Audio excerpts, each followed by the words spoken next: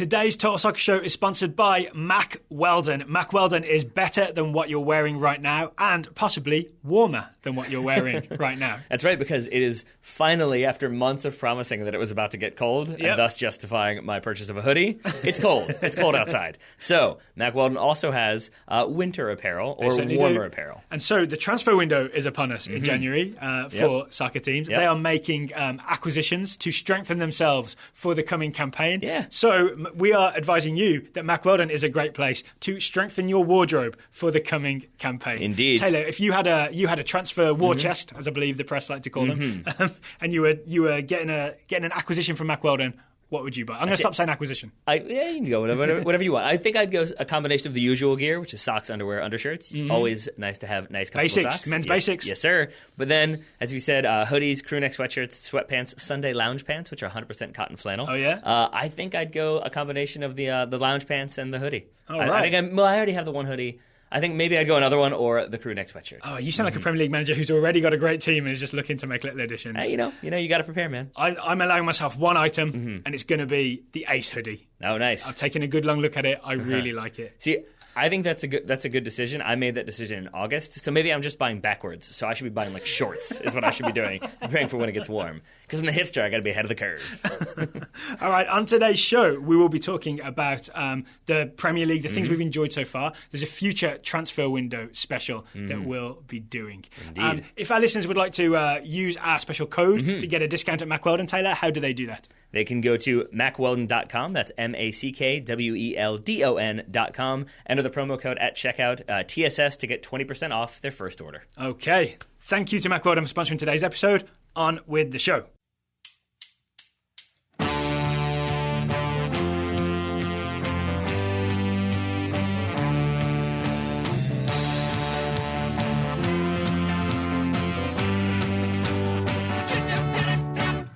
Hello and welcome to the Friday Total Soccer Show. I am Daryl Grove and I'm joined by a man who's always top flight. It's Taylor Rockwell. Hello. Never relegated. Hello, buddy. How you doing? In your entire history of the Total Soccer Show, never relegated. I don't think so. Just loaned out to Turkey and Iraq. Yeah, exactly. And Northern Virginia. But I think then I was getting back into the team, so it's fine. That's our farm team. Our farm team's in Northern Virginia.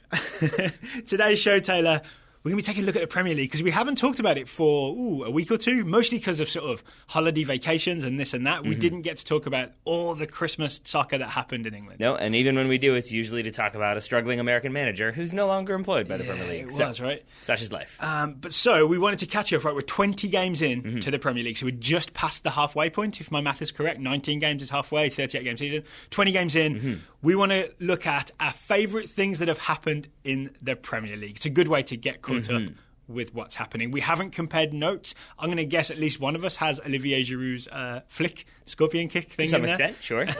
I'm also going to guess you have more Manchester United things than I do because things have gone pretty well at Old Trafford recently. Recently, sure. A little bit slow. And I'm also assuming there's a big recency bias on this show. Also that, yeah. Okay. So, do you want to start us off, Taylor? What's one of your favourite things that's happening in the Premier League? I will start with the rise of the 3-4-2-1 or the 3-4-1-2, however you want to put it. It's the thing Chelsea are playing. Yes, it's one of my favourite formational shifts that's happened in a very long time because I think it allows for solid defensive play, but you still get some exciting attackers in there in a more consistent combination. It's not the 4-2-3-1 where you have one guy who tends to be isolated and you hope people can run off of him. You hope you can function in that system. So the thing we talked about maybe early on is that the way we could see this working was it frees up those wide players, right? Because then I'm guessing Chelsea is your best example. It's Hazard and Pedro who are the wide guys around Diego Costa. Under, say, Mourinho in a 4-2-3-1, those guys would have a lot of tracking back defensive responsibility. Now they're kind of freed up to do a lot more attacking. Yeah, and so with that, you're getting more goals from Chelsea. It's an exciting Chelsea team to watch. Even when they lose, even in defeat, it's still exciting to watch. Well, you know how Spurs beat them. How's that? They played a 3-4-2-1. There you go. I mean, some people might quibble, but it was Harry Kane doing the Diego Costa thing, and then it was Dele Alli and Christian Eriksen behind him. And then funneling them into the middle, basically not giving them opportunities to overload on the wings and create 1-2 situations. Yeah. And it really was like a mano in the middle, because Chelsea famously have that sort of Matic and N'Golo Kante central midfield. Spurs matched that with a Victor Wanyama and I think a Dembele. I mean, that was a titanic battle. Wanyama's pretty decent, it turns out. Who would have known? The answer is Southampton. It was the Giants of Chelsea's midfield versus the Really? Titans of Spurs midfield, making them both seem still really, really big. I'll give you that one. You went one way when I thought you were going the other way, so well done. Well done. So that's one of the things I've enjoyed thus far in the season. What about you? Okay, I'm going to pick my first one to coincide with that Spurs 2-0 win over Chelsea. One of the things I've sort of really enjoyed is Chelsea's front three. Yeah. So I have enjoyed the movement, right? I think I've got a new appreciation of Diego Costa's movement. I know they lost that game. Yep. They won 13 games previous to that, like tying the record. And the one thing I noticed is they do this thing where Diego Costa is technically the number 9. I mean, he is the number 9, the central striker. A lot of time he will come deep into midfield, right, to almost like be that link between. So Matic and Conte, you don't think of either of those guys like dribbling forward and connecting play. Costa will come deep and show.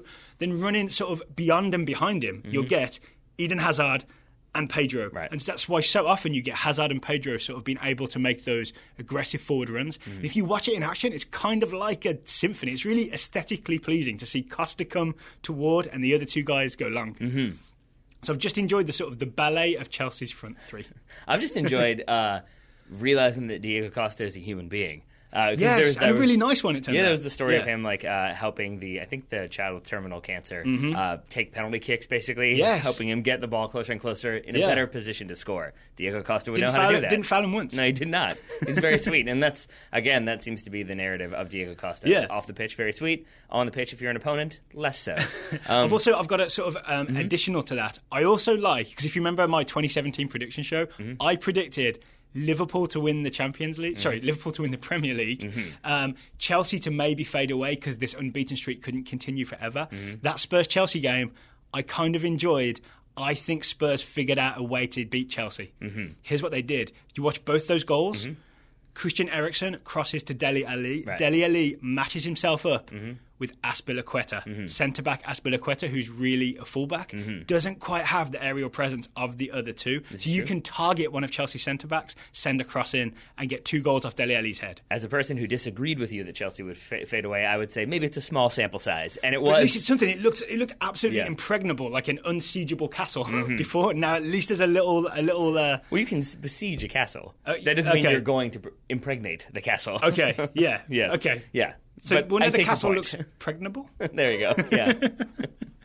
Wow, we are good when it comes to pregnancy. But we know words. I also did my research on this. Azpilicueta, it's not like he's horrible in the air, right? But I think he still wins more headers than he loses. But when I looked at his stats compared to, say, Gary Cahill's and David Luiz's, it's not as many as those guys. Okay. So you've got more chance against him than the other guys, especially if you're Dele Alli. All right. Well, I'm going to continue to sing Chelsea's praises, though. This is kind of going off of the 3-4-2-1, excuse me. I just enjoy that N'Golo Kante is still the man. Because of the 3 players that we thought might leave Leicester in the offseason, it seemed like maybe Riyad Mahrez and Jamie Vardy were the ones that were going to be responsible for the goal scoring, and people were very concerned about them as would Leicester continue to play good soccer. They held on to those 2. But I think we both wondered how they would function without N'Golo Kante because he was kind of that midfield engine. His numbers were crazy. Tackles, interceptions, ball recoveries, and you could just, it wasn't even a thing you had to look at sort of statistics to figure out. You could do the eye test, watch a Leicester game, watch N'Golo Kante win balls in the middle and start attacks. And then see what he did for France in the Euros. And then this season, I think he has the 4th most tackles in the Premier League, 9th in interceptions. But a big part of that is because if you look at the people that are in front of him, it tends to be players that are playing for teams where they have to have a lot of tackles and interceptions. So it speaks to his continued importance with Chelsea and maybe the role that he's playing in allowing Chelsea to play this new system so effectively. I'm guessing this is what you were researching. You mentioned that Curtis Davis had a lot of interceptions. There it is. Hull centre-back. Yep. But probably the reason he has a lot of interceptions is that he's playing for Hull. He's getting besieged. Alrighty. So what was your first one that you've enjoyed? The first one I enjoyed was Chelsea's front three. Okay. The balletic movement of Chelsea's front three. I guess since we've sort of zeroed in on this Chelsea-Tottenham game, I've got one more. It's about Christian Eriksen. Okay. I'm enjoying that Christian Eriksen is still kind of under the radar, one of the very, very best players in the Premier League. I mean, that was when we did our look back at the Premier League like a month or so ago. Yeah. My thing that I was noticing was that Tottenham were still under the radar at that point. They were still unbeaten. Yeah. And people were just still like overlooking them because Chelsea were being Chelsea at that time. Arsenal have all the Arsenal stories. Man United, Man City, Liverpool playing exciting soccer, and it seemed like Tottenham, even though they were playing really good soccer, were flying under the radar. And I think as a result, a lot of their players tend to do the same. Right. Yes, and I think Eriksen in that way exemplifies that because he's not that flash. Yeah. Right. I can't really think of an Eriksen like crazy trick or a Rabona or anything. You know what I mean? But if you think, again, of those 2 Dele Alli goals against Chelsea, it's 2 crosses from Eriksen. The first one's just a nice cross that Ali gets his head on. The second one, I don't know if you can picture it, he crosses from the right. He fakes out Gary Cahill. But he doesn't, like, step over and roulette. He just, like, fakes to cross, Cahill bites, then Eriksen takes a touch to open up a bit of space, separation, I believe is what you call it, then crosses it in. So he's doing all these very effective things, 2 assists in that game, but he's not really getting the headlines in the way that, like, say, Gareth Bale did when he was playing for Spurs, or Luka Modric did. So what I'm thinking is, Spurs now have this star player, like, in terms of his influence on a game, who is not going to have Real Madrid and Barcelona sending bids in, because he's sort of, like, deliberately under the radar. And I think Spurs might like that. Yeah, I think so. They found the perfect Spurs star. It's a guy who won't get nabbed, he said, possibly jinxing him. Yeah, I think you might have just done that. Well, then I'm going to go with another player who has already been nabbed, and that didn't work out, but I think is another player that's having an amazing season, and it's Wilf Zaha. And I want to say he is my source, he's your source, the world source, for entertainment. And that can be crazy step-overs and dribbling at pace, which he does. It can be scoring crazy goals, like, I don't know if you saw his equalizer, where he did, like, the reach-behind volley off of the ground that he put into the net recently. It's a beautiful goal. But then it's also getting into a fight with Harry the Hornet, the Watford mascot. That happened. Not necessarily a fight, but Zaha, I think, was booked for diving. Yeah. And then as Zaha walked by Harry the Hornet dove onto the ground. And then they had a little bit of an altercation. So it's that. It's changing. It's kind of funny work from Harry the Hornet. I know Sam Allardyce disagrees. Yeah, exactly. It's changing national team loyalties, which he's done. He's gone from England, now playing for the Ivory Coast. Yeah, he'll be at the African Cup of Nations. He will. He's been kind of thumbs down on that because I want the most. Like, if he turns out to be even better than we thought, then England will regret it. So right? I said when this happened that England might regret this, and you're like, who is he going to displace? He's not going to get anybody out of this team. I'm starting to wonder because he is having an amazing season, and I am curious if it's going to be one of those situations like Scott Sinclair maybe, where playing for a smaller team, doing really well, get that big money move, it doesn't go well, you go back, and then you have another move. Yeah. You don't want to do that. So it'll be interesting to see if he stays with Palace. Yeah. If Palace stay up, then he maybe will. If they don't, then he'll definitely be looking for a club. It'll be interesting to see where he goes and if he continues this run of form. I don't think he ever, I don't say ever, but I still think it's unlikely he gets a move to like a Manchester United, Arsenal. Probably not Man United. Chelsea. That's already happened. Yeah. And nowhere where David Moyes is coaching, I think, either. Yeah. All right, since you went no longer English eligible national team, I'm going to go for an England player. All right. And actually, I'm going to go for 2 England players. All right. I'm loving Adam Lallana's work rate at Liverpool as part of this club system, and I'm loving James Milner at left back for Liverpool for 2 very different reasons. But basically, that English left side that Liverpool are fielding right now has me really excited. So Adam Lallana, I don't know if you know this stat, he did the most running of anyone over Christmas, playing in a club system for Liverpool. Right. He had, I have the stats in front of me, in the game against Man City, he ran 12.88 kilometres. That was the most of any Premier League player in that round of fixtures. 2 days later, he ran 13.22 kilometres versus Sunderland. Again, the most of anyone in the Premier League in that round of fixtures. Right. Who needs a Christmas break? Not Adam Lallana. Yet, is what I say to that. Because I think, I could be wrong, but I believe Klopp also didn't rotate many of his players. Like, he used roughly the same ones. I think Pochettino did the same. I could be wrong on that. Right. But there is some... Because there's a little break coming. I think they'll rotate them for the FA Cup third round. Right. That's what I think is going to happen. But there is precedent. If you look at Tottenham last season, where they play that crazy high pressure, crazy high tempo, everybody's working, everybody's running, then by the end of the season, that can take its toll. And Tottenham fell off, ended up finishing third, ended up not challenging Leicester, which is what a lot of people thought was going to happen. So you do worry, I guess, if you're Liverpool, if they don't reinforce, and with the African Cup of Nations coming up that they're going to miss, at least Mane, that you worry that maybe players are going to start to get a little bit tired, a little bit leggy, and then you do have to worry about injuries. You have to worry about maybe not performing at the peak physical condition that they've been performing at. So we'll see what happens. And we've never seen a Liverpool team under Klopp for a whole season. Right. Because he came in halfway through last season. So it's going to be really interesting to see what happens in this second half of the season, and if they do fall off, or if they manage to keep it going. That was part of my prediction of if they may manage to be Premier League champions. Right. So yeah, and you predicted that. It's another one weirdly where you say like they're kind of under the radar as well, and I think it goes back to your Tottenham point, which is that they don't have like superstar names. Like it's an incredibly talented team with lots of very exciting players. Yeah. But if I said like who is the one world class player for Liverpool, I think you would say maybe Coutinho would be the one that maybe people would jump to. Maybe. And I think that's fair. But there's no Luis Suarez where it all hinges on this guy. That's the point, is that you don't have one name that I think everybody's like, oh, it's this guy for sure. Yeah. And what you do have is a front three, and it could be Sturridge, it could be Firmino, it could be Lallana, it could be Mane, it could be Coutinho. Yeah. And with that, you have goals, you have exciting players who can switch around a little bit, who can rotate if need be. And so I think it's another team that if you read a lot of, or if you listen to different people saying where they think who's going to finish top four, who's going to win, it tends to be like Liverpool gets predicted to be like fourth or third, or even outside of the Champions League spots. And I think a lot of that is because it's easy to overlook them, not like from a logical standpoint, but just from, they don't have these big names, and Chelsea are great, and Arsenal or Wenger, they're going to finish in there. Man United, and people kind of dismiss, I think, Liverpool the way they dismiss Tottenham. Because they're not used to them being title much challengers. to their detriment, I would think say. That's what it is, right? So the one thing I'd just point people to in terms of Lallana, watch Wijnaldum's goal. I think he scored it early-ish, like 13th minute or so, against Man City. Liverpool won that game 1-0. Wijnaldum scored a header. It was Adam Lallana, who was all the way back doing a bit of defending, almost top of his own box. He was checking Zabaleta. He was making sure that James Milner had got Raheem Sterling. As soon as Liverpool broke, he sprints faster than anybody on the field. That's probably why he covers so much distance, is because he's surprisingly quick. I never thought of him as that quick. Because he knows he's going to get yelled at, I think, if he does. Also, he burns down that left wing so fast that he's able to get that pass from Firmino. Then he's able to get space to get that cross in. So he's the reason, in some ways, he's the reason Liverpool beat Man City. All right.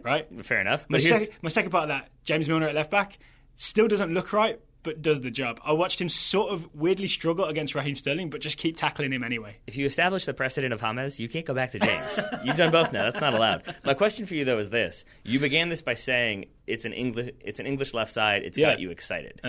But does that form transfer over to the English national team? Do you think Gareth Southgate knows how to effectively use that partnership? And does the style they play for Liverpool, can it be replicated? Can that form be replicated by Southgate? It's very unlikely Milner plays left back for England, right? Let's put it that way. I mean, Luke Shaw kind of is a great pick for that, or Danny Rose doing great stuff. That seems like the better shout at the moment. I'm not saying that thing will get replicated in the England national team, but to encapsulate this, the reason I'm really excited about it is when Klopp came in, we thought of the players who could do that sort of constant pressing, moving the ball quickly kind of system.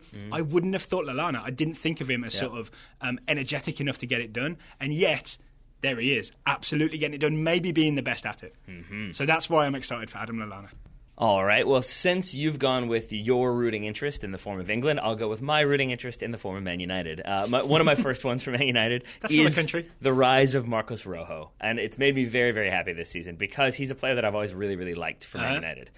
If you've followed him on Instagram, which you should, he's a family man. He has a wife and a daughter. It's always about his family. It seems like that's where he spends his time. So it's a guy that you can kind of get behind. And he also just seems very affable. He seems like a good locker room presence. But it seemed like he wasn't. He was agent? What's going on? Yeah, sure. But he was, well, I think it's the thing where you sometimes establish, like, for whatever reason, kind of a loyalty to a player off the field, I guess, is what happened. It's like, I was excited. He held out for the move. He really wanted to move to Man United. And that always makes you happy. It's the Vidic thing. He would walk to Manchester if asked. And so it seemed like he was a guy who was on the outs, that he wasn't going to get much consideration from Mourinho, that Mourinho didn't rate him and he was off. Why was it? Just because of his performances under Van Gaal? I think so. It was that combined with maybe that he wasn't playing the style that Mourinho wanted when he first started, that he wasn't adapting to the system. But he's very much done that now, and he seems to be one of the rocks in the back for Man United, to the extent that he and Phil Jones seem to have pushed Chris Smalling almost to the fourth choice for Man United, which is not something I think most people would have considered coming into the season. So Rojo's now a starting centre-back? Yeah. Wow. Yeah, and I didn't know that. And playing very well and involved in all the celebrations. And you know how much I enjoy that. You do. Your ranking of your favourite players tends to go by how exuberantly they celebrate. This is true. Right? Hey, it's always a good sign. It's always a good sign. But it also points to the idea that Jose Mourinho, I think, to your point before the new year, that it seems like maybe he's starting to figure it out. Maybe they're starting to click a little bit. It does seem like that he's got the defense sorted. We'll see how that goes with Eric Bailly out for the African Cup of Nations as well. Well, if you got your Rojo, you should be fine, right? Yeah, and then really quickly, this isn't a separate one, but that's the same case for Ander Herrera, that I think people were really like him. He's another fan favorite that maybe wasn't getting looks because when Rooney was being kind of shoved into that starting 11 at the beginning of the season, you have to make way in midfield. It was like Rooney and Fellaini tend to be getting a lot of minutes. Now it seems to be Ander Herrera and Michael Carrick. With that come a string of positive results, and I think that's no surprise. So it makes me happy that Ander Herrera is in there consistently for Man United. Have there been fewer Fellaini minutes recently? Yes. Yeah, he tends to be more of a substitute. So one thing I noticed is Man United's form seemed to get better around the time Michael Carrick got included. And I want to say that's one of the things I've enjoyed. The statistics on that are ridiculous, and I cannot remember the exact ones, but it really is something similar to like, of the 18 games he's played, they've not lost 17 or something like that. Like he tends to be the midfield vision, if you will. And then the other thing combining him with Ander Herrera is that Ander Herrera seems to be the one who's always, even when celebrating emphatically, is always on point.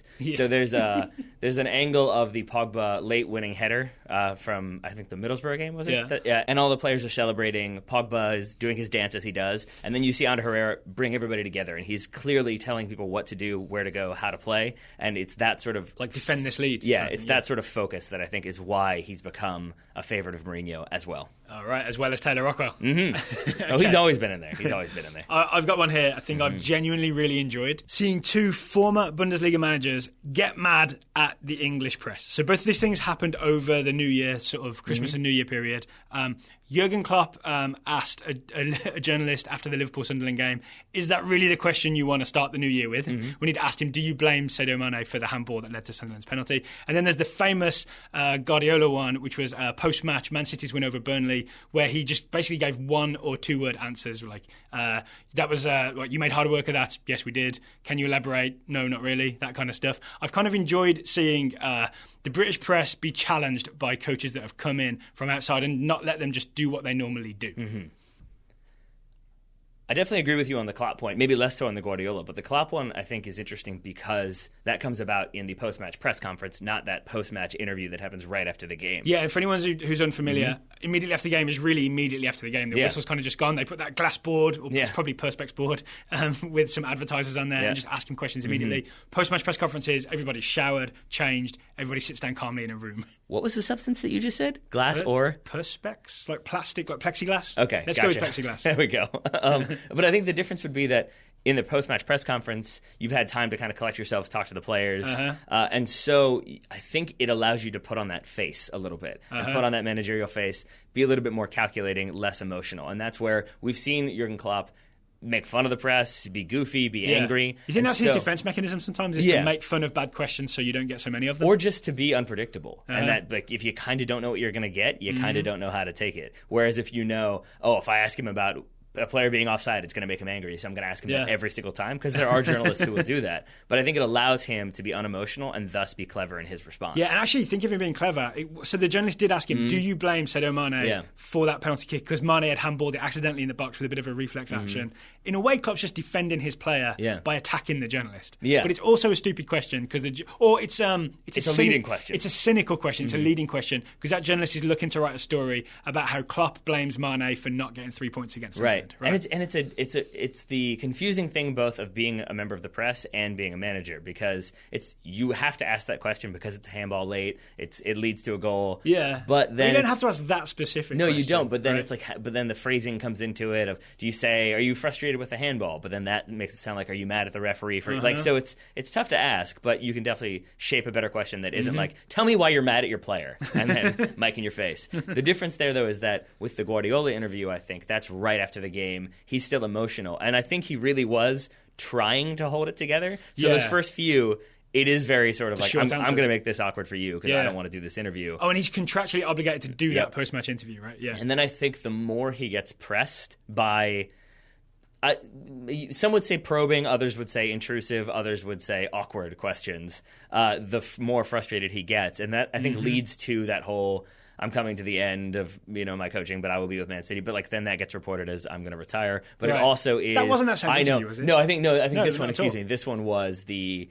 I know how it's played now. I know how England is, and it's a lot of this system. This country's unfair. This country's different than the way it's supposed to be. So he's mad at the press, right? And that's what I'm with him on that, because I think I'm not convinced the British press does a great job of covering English soccer. No, I don't disagree with you, but I think the difference is that with Klopp, he has the time to collect himself, so he can be calculated in the way he responds. Yeah. With Guardiola, I think he was trying to compose himself in order to get into the locker room, so he could then be calm and composed, and instead I think got frustrated, and you saw him get angry. And I think that's not something he wanted to have.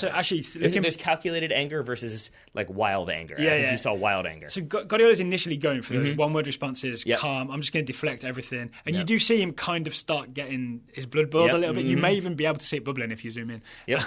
And then if I remember towards the end, he does a grin as if he's trying to make light of it. So he goes through a range of, so I'm not saying he handles it well necessarily, but I'm at least happy to just see him make that interview hard for a British post-match reporter. Yeah, the frustrating thing, though, is I think if you're hoping that is going to change the course of discourse, all it's going to do is make people ask more questions like that to try to get under his skin, because that's going to get clicks, that's going to get people to buy the paper. Well, that's part of the problem with the British press, right? There's that. Well, just the press in general. You know what I'd do if I was the King of England, who I assume would have control of the Premier League? There's a crown on that lion's head, right? Is abolish that immediate post-game interview with the perspex. I'm calling it perspex, with that board behind you.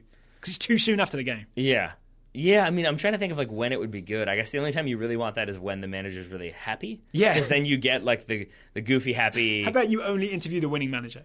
But then they're not always happy, so you never know. You never know what you're going to get. Actually, Pep was the winning manager. Yeah, he was. That's what I'm saying. That game. There's no guarantee they're going to be pleased. Either way, viva the British press revolution when I am king.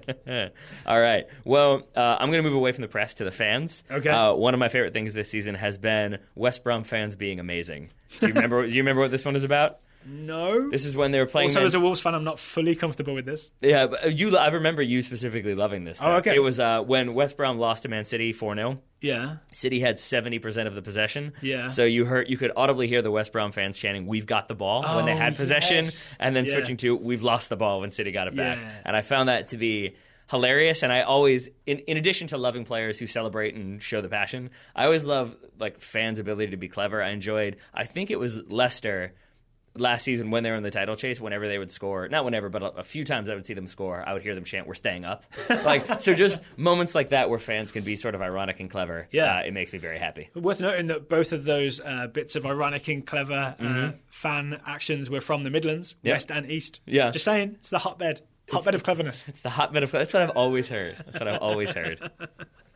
London's overrated. The final thing I have on my sheet here is Jordan Pickford's footwork. Jordan Pickford, Sunderland keeper. I think he's injured right now. I think Manone's sort of taking his place for now. But Jordan Pickford was Sunderland's starting keeper for a good long while this season. And much like Curtis Davies' high number of interceptions, Jordan Pickford's doing a lot of work because Sunderland are facing a lot of shots.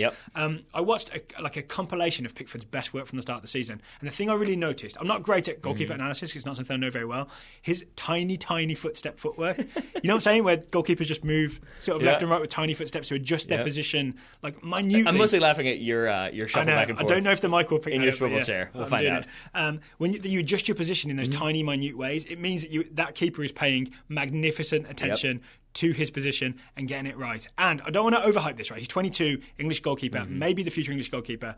The only... Oh, he's already in the squad. He's already in the squad. I'm saying just laughing at I don't want to hype this, but he's probably a future world beater. That's all I'm saying. We'll come winning. You're going to be really worried about what I say next then. The only other keeper where I've noticed the footwork in this way, as a non-goalkeeping expert, I noticed the footwork of Manuel Neuer at Schalke. Okay. I was just leading in. I was so excited for who it was going to be. There'll be a TSS show from 2012 maybe where we were talking about how Manuel Neuer makes those tiny foot movements to be in the right position. Pickford's doing the same thing. Yep. All right. I like it. So you're saying he's going to win the World Cup with Germany, Pickford? Yeah. Every Ballon d'Or forever is Jordan Pickford's. There is kind of a history of goalkeepers leaving Sunderland to larger clubs. Simon Mignolet being the one that stands out in my head right now. So I'm wondering... He's won the Liverpool starting job back, There you right? go. Yeah. So I'm wondering where Pickford will go next. If Sunderland continue to struggle, maybe he stays with them, but maybe he gets caught up by a bigger team. He's not playing in the Championship next season. I doubt it. I doubt it sincerely. Two players who I hope won't be playing in the Championship next season would be, you want to go with a portmanteau, I'm going to call them Pogbohimovic, which a fan did get on his jersey, which a lot of people made fun of, but I thought it was hilarious. So it was Pogbohimovic, and the number was 69 because Pogba is 6, Zlatan is 9. All right. Yes, but I've enjoyed... There's too many jokes in one place with whoever did that. You know yeah, what a little bit. I've enjoyed that partnership, that bromance, as sad as I am to use that term. Because on the field, it's led to scoring goals. It's led to really great highlights. It's led to beautiful through balls. Off the field, they appear to just be best friends, it seems. Really? Pogba and Ibrahimovic? Well, I know that before... It's an age gap. True. I know that before Pogba signed officially that he and Zlatan had dinner in LA and had gotten along famously. Yeah. But since then, you see a lot of, if you watch the post-match interviews with them, when they've won, they tend to be happy. It's a lot of giving each other grief in the interview. And then there's a lot of, different little, social media videos of them being goofy. And it makes me happy that these two kind of huge personalities that could have completely imploded seem to have bonded and enjoyed each other's company. Am I right in thinking that both Zlatan and Paul Pogba are outwardly arrogant but secretly nice? Yeah, I think so. I think at least I would say that definitely of Zlatan. I can't say I know Paul Pogba's personality well enough. I know that the first thing he did when he went to Carrington, when he did his medical, was find the old kit lady, I think it was, or the woman who he knew from when the tea. That's it was. It was the tea lady from when he first signed, and went and took photos with her. And was that all may super be what excited. I'm thinking of. I think he may be that guy. And then the story that I was reading, I was researching for the Wikipedia game that we just did with Peyton. One of the players I used there was Zlatan, and in researching him, there was a story about how it was the Swedish national football team for intellectually disabled persons. They were trying to send this team to the World Championships, and so Zlatan's Swedish teammates like Johan Amander and Kim Karlström, they were auctioning signed jerseys. And my favorite thing was he responded, "What the hell are you going to do with a shirt? How much is it to go?" He was told the price was $51,000. He gave the team $51,000. So it's moments like that make me very happy. Right. No, that's great. To be fair, Kim Karlström and Elmander don't have that kind of cash. This is very true. Only Zlatan has that money. But I just love that sort of pragmatism of what? No, this isn't happening. But I also enjoy, I think he's 13 goals in 19 appearances. The high-flying kick goal, not counting or not included in that tally, sadly. So what you're telling me is you're a Man United fan and you're enjoying seeing Zlatan score goals? Yeah, but aren't you as a neutral, don't you enjoy having those two playing in the Premier League and the ability to watch them? Yeah, absolutely. Yeah. Especially, I've enjoyed... so Pogba got off to a rough start, right? Yep. And I saw a lot of people being like, "Oh, £90 million, what a waste of money!" All that, especially because they'd bought him back after him being there. Wasn't your father one of those people? Yeah, because he. So again, my dad's getting on a bit. He watches a lot of football, but doesn't necessarily know all the stories. So when he saw Pogba, he was like, "Hey, who's that?" Because he's kind of eye catching, right? He's like, "Who's that guy?" I'm like, "Oh, he's the world's most expensive player." And Man United just signed him. And then he said, "Oh, yeah, what a waste!" Because that is the reaction that people have. Because he had a bad game. The game we watched. This was in October. Daryl's dad's on notice right now. Next time, I'm flying over there. But he is. Hey, you'd be welcome. We should still do that. But to see him not have a whole season struggling, to see him slowly, I want to say, figure it out, or Mourinho and him have figured it out, to see Paul Pogba really get it together so we start seeing the best of him is a great thing, and I'm really happy for it. And again, I think the reason why I bring this up in the first place is because it's just those two personalities are large. And there have been many times when two large personalities have not gelled, and it has led to implosion and one of them being sold and bad blood. So to see the two of them, it seems like getting along very well, makes me happy as a Man United fan, and I think should make neutrals at least enjoy the fact that there are two big names playing good soccer in the Premier League. All right. So I have nothing else. Okay.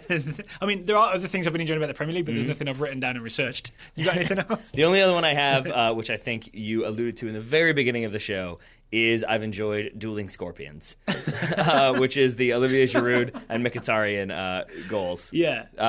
I don't know which one is better. That's what I've been trying to decide. And I think the answer is they don't have to be better. They can both be glorious. The Giroud one is obviously onside. That's the big difference between the two. Yes. But it's at a full sprint, and I do love that in the moments before it happens, he's one who I think plays the ball, which then goes out wide eventually. But you see him at full sprint to the extent that he has his head all the way back. Like, he's doing that full sprint where you're, like, leaned all the way back. He is intent on getting in there. Then he adjusts his body. If he was only a little slower, he could have just headed it in. This is true. He adjusts his body, but he knows what he's doing. That's the other thing. I think both of them in these situations, it's not just like, oh, I'll throw a leg at it. It's that he knows how to make contact with the ball, and then it tings off the underside of the post and goes in. That makes it beautiful. Mkhitaryan one, very similar in terms of adjusting the body at a full sprint, knowing what you're doing, knowing where you're putting the ball. So I ended up not using this because it turned out not to be true. I had written as one of my things I was enjoying, the resurgence of Olivier Giroud's popularity with Arsenal fans. Yep. Do you know what's happened recently? That people don't like Olivier Giroud very much so because Alexis Sanchez got mad? Yes. Yeah. So for people who don't know, Arsenal were 3-0 down to Bournemouth. I think it was the New Year's Day game or just after. Arsenal came back. Giroud scored the equaliser, a header, in I think 92nd or 93rd minute. There was still 3 minutes to go. And he celebrated the completion of this massive comeback by doing a sort of sidekick, scorpion kick type demonstration. It was so bad. Right? But he's just joyous because he scored the equaliser, right? Arsenal fans mad at him for not doing that thing where you grab the ball and run back to the centre circle and get ready to go. Alexis Sanchez mad at him too, evidently. That's the new reports. Might be British press rumor mongering, who knows. Oh, and I'll name names. Richard Innes of the Mirror was all over this. This is the same guy who was blaming Mesut Ozil for not marking Ashley Williams on that corner when Arsenal was zonal marking. Don't get me started. But the story is that Alexis Sanchez refused to speak to his teammates after the game, was silent in the locker room because he was very angry that people were settling for a 3-3 draw and not trying to push to get the winner.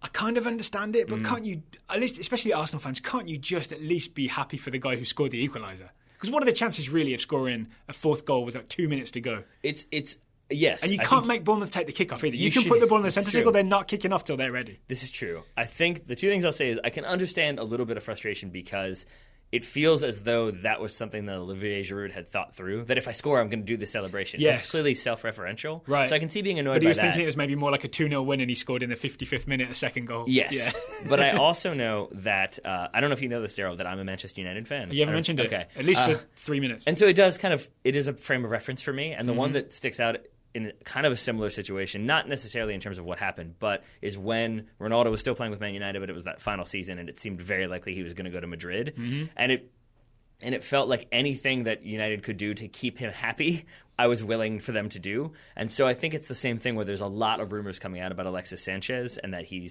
wants a move, that he is frustrated by the situation at Arsenal. And so I think if you love Alexis Sanchez the way most Arsenal fans do and should, because he's an amazing player, any reason you have, any way you can be like, you're making him leave. Like, Olivier Giroud, you're dancing on the sidelines, and now he's going to go, I hope you're happy. Like, I think that's what happens. It's not fair, but I think you start to get a little bit paranoid and a little bit like, no, don't make him mad. We don't want him to leave. Please don't leave. Yeah. So then it becomes Olivier Giroud's fault. I just feel like Giroud deserves more respect. Is it because he's so pretty? It's not just that. But that doesn't hurt? That's what you're saying? I'm glad we got to talk about that because the scorpion kicks were one of the big things that happened over the... One more question on this. Yep. Are those actual scorpion kicks? So the scorpion kick I remember is René Higuita in goal for Colombia. That is the scorpion kick. That's the scorpion kick. But it's an actual, like, he dives forwards, brings both legs up behind him, connects with the bottom of both feet, and it's Jamie Redknapp, who I feel like they talked about this beforehand. Sure you do, England fan. If you watch this, Redknapp's shot is so tame and chipped. You know what I mean? I think it may have been agreed that let's do this. It's a friendly. He has a line about it that he said, like, I'm thankful that I was like so bad as to play such a poor cross that it allowed for that moment of magic to happen. It's something like that. Sarcastically? I think tongue in cheek, in retrospect, not at the time. Okay, so that's a separate issue whether Redknapp was complicit in that. Yeah. But the scorpion kick, he dives forwards, brings both legs up behind, and like stings the ball with both feet. Yeah, pulling your leg behind you, the lazy scorpion, and doing like the side of the foot behind you thing. I'm not sure that's a scorpion kick. No, you're right. I think Giroud maybe has more of a case, but I think nothing will ever top. Does he leave the floor? Yeah,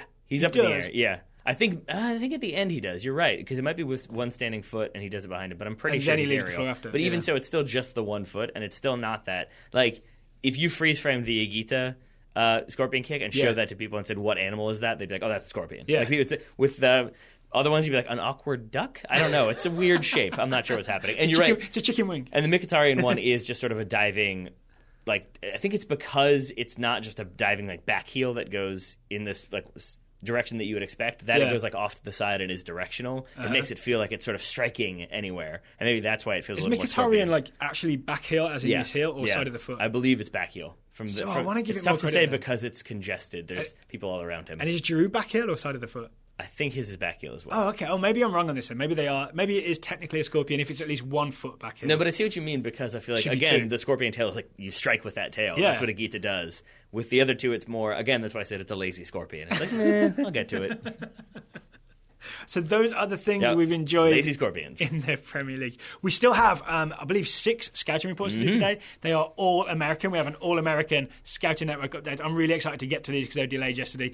But first, Taylor, we have a sponsor on today's show. The sponsor is SeatGeek. SeatGeek have made ticket buying and selling easier than ever with their amazing app and website. That's right. SeatGeek does all the price comparison for you by searching multiple ticket sites and ensuring that you get the best possible deal. All right, well, I've searched SeatGeek in search of the best possible comedian, and I found Jerry Seinfeld. Ooh. Jerry Seinfeld is still touring. I have questions. Yeah? Did you search best possible comedian? Or No, is I that searched... your views on who's the best possible comedian? I searched Jerry Seinfeld. There we are. I searched Jerome Seinfeld. That's the better one. Jerome Allen, yep. So Jerry Seinfeld is playing in New York in February and March.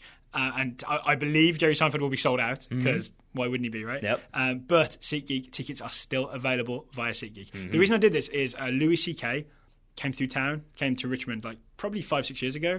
And I thought, maybe next time. Yep. I don't think he's come back again. So I really feel like I missed out on seeing a comedian that was kind of, peak stand-up. You know what I'm saying? So now I'm thinking, Jerry Seinfeld, that's someone you want to see, right? He's probably still incredible. I've been watching comedians in cars getting coffee, so I'm still like a Seinfeld fan. I really want to see this. I also would be curious because I haven't seen much of his stand-up in a very long time, since maybe Comedian, that documentary he did, which he doesn't really do much stand-up in that either. It's him like figuring out his new act more than anything else. And then talking to other comedians. Yeah. It's really good. I like that show. One terribly obnoxious comedian whose name I can't remember. Okay. But it would be interesting to see if he still does any of that kind of like traditional what's the deal sort of thing. I imagine he doesn't. Yeah, right? Yeah, it's I been think like so. 25, 30 years? If anything, because I feel like he did the special, I'm telling you for the last time, and I do think that maybe that was his way of being like, I'm done with this style. I'm moving on after this. Yeah, but that would make sense. So I'm with you on that one. I searched for local events, and I learned that Loretta Lynn is coming to town, and I think we should both see Loretta Lynn because she is awesome. Where's she playing? In Richmond? She's in Hopewell. I forget where. Hopewell. So that's not far from here, right? Near Petersburg? Mm-hmm. Oh. We could do that. In May, but we could do that. If we drive there, make sure to detour so we don't go through Fist City. Okay. I'm just going to leave it at that. People have to look that one up on their own. If people want to go see Loretta Lynn or any other acts, they can get a $20 rebate on those tickets by using the SeatGeek app, downloading it, going to the settings tab, and clicking add promo code, entering the promo code TSS. That would get you a $20 rebate after you've made your ticket purchase. So download the SeatGeek app and enter promo code TSS today. Just do it. Just do it. I believe someone else has already taken that slogan. That could be. Yeah, that's why I didn't copyright it or TM it. All right, to the Total Soccer Show Scouting Network. We have, as I said, 6 young Americans that we have updates about. I'm really excited for this. Alrighty. Then you want to go first or second? You want to flip a coin? I don't. I want you to go second. I'll go first. Up first is Chris Goodwin scouting Orrin McKinn's Gaines. I'm going to say McKinsey, but it's spelled McKinns. Yeah. But either way, 18-year-old forward for Wolfsburg. Gaines is registered with Wolfsburg's U19s, but has been training regularly with the first team and made his first appearance with the senior team in a recent friendly. Oh, because German teams play friendlies over the winter break. Yeah, I believe this is when Jordan Morris started making appearances last season. For Bremen. Yeah, all right. I think so. I believe Pulisic did the same thing before he made his Dortmund debut. You're correct, He played in some winter friendlies. So Orrin McKinn's Gaines, he's on that train. There you go. Speaking about the experience, the winger commented, quote, "It was a fantastic experience, probably the best experience of my life, and hopefully there's more to come," end quote. I would hope so.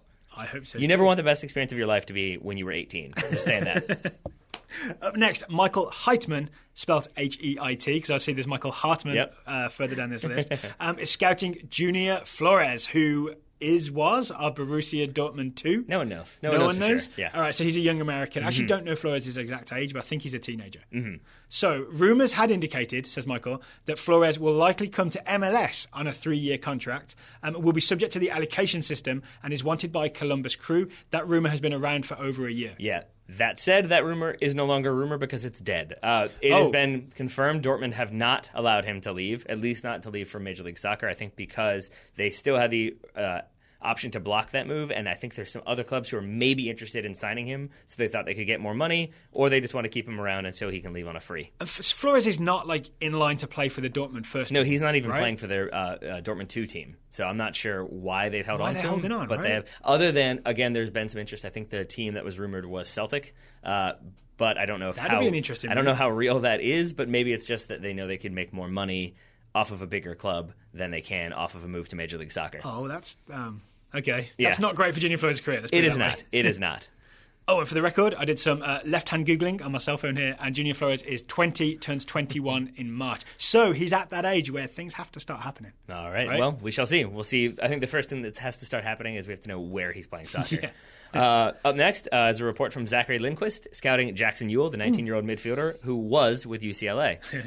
Zach sent us a recap of Jackson Ewell's successful 2016 season of college soccer with UCLA. It was a long recap, but we've picked out the absolute nuggets from it. He played 20 games for the Bruins, scored 2 goals, and had 11 assists. Ewell's best game was the 6-1 win over Akron, where he had 4 assists in that single game. We watched the highlights. We saw all 4 assists. Jackson Ewell looks like a really exciting player. Well, he also looks like he will be one of the top picks in the 2017 MLS Super Draft, and he has signed the Generation Adidas contract, which prompts Zach to ask, this brings up a good question, what's Generation Adidas? So this is, it's obviously sponsored by Adidas. That's why their name's in the title. It's a contract that you can sign. I think only 5 underclassmen signed one this year, where you can then be assigned to an MLS roster. You get paid more than like a low-level MLS player, but you don't count against the salary cap.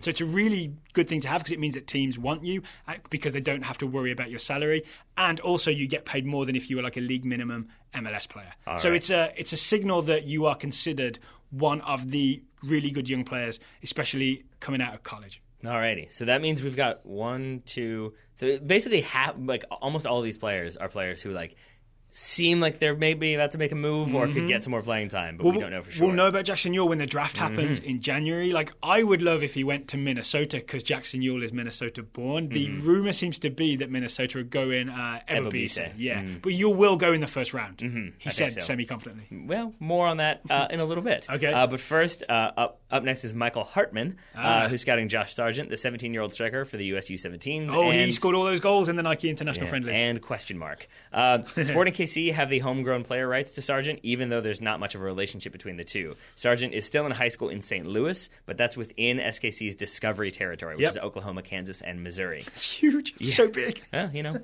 have more teams in the Midwest, I guess. Sargent has been offered a deal, but it hasn't yet been accepted. If he does, he can still go to college, but he will have to put in time with the SKC Academy or Real Monarchs, because that's what happens when you sign that contract. So no one seems to be entirely confident what decision the high schooler will make, because, again, it's not like he's an SKC Academy product. He has no real connection with that club other than they're offering him a contract. So he could still go to Europe, he could still just go to college and not sign the deal. But they have his discovery rights. So we could see a Sargent-Dwyer partnership. SKC, maybe one day. There we go. All right, up next, Ira Jersey. Hi, Ira and Isaac. They are scouting Ashley Sanchez, the 17-year-old striker for the US women's national team.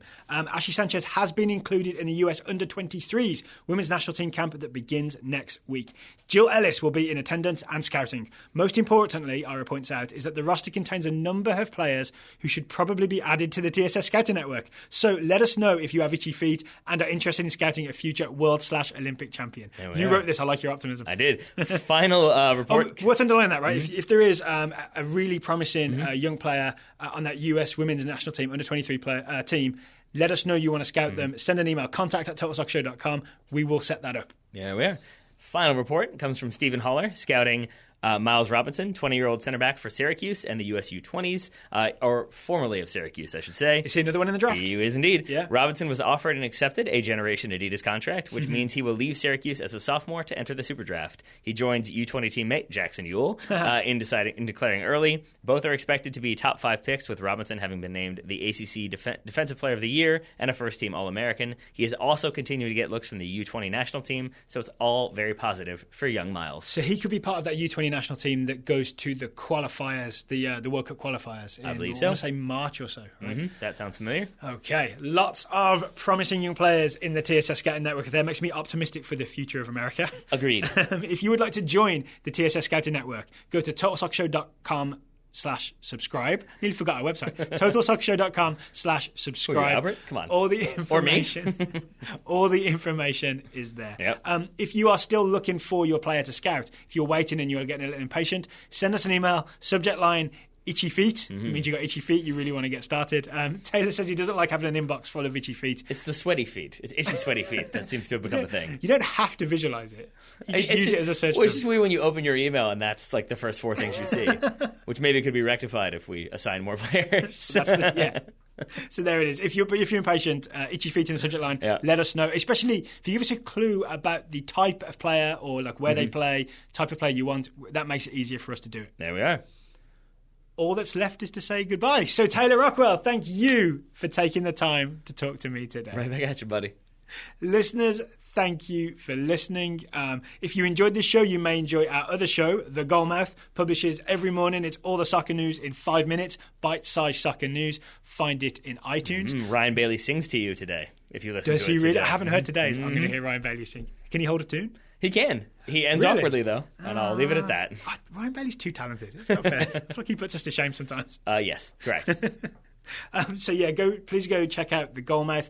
We do not have the news about USL, NASL sanctioning, even though it was supposed to be announced on Friday. Hopefully we'll have that story for you next week. Is there a chance that it's been announced since we started recording this show? Have you checked it all? It's possible. Do you want me to live Google this? Sure. I think Okay. it's always a good time when we find out whether or not we've missed a huge story because we've been busy talking about other huge stories. I'll tell you what, how I normally do this, how I've been doing it is, I go to Twitter, Yep. I search USL space NASL. I think you meant to say the Twitter, but sure. Okay, the Twitters.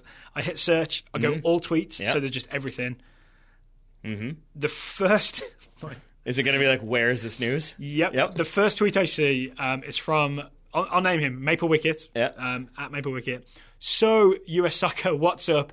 Are you killing a league or not? Hashtag NASL, hashtag USL. So I'm guessing no news No yet news. is what it seems. No news, no news. No news is No no news. news is what I'm going to say. All right, listeners, thank you for listening. Thank you to Mac Weldon and to SeatGeek for sponsoring today's episode. We will talk to you again after the weekend.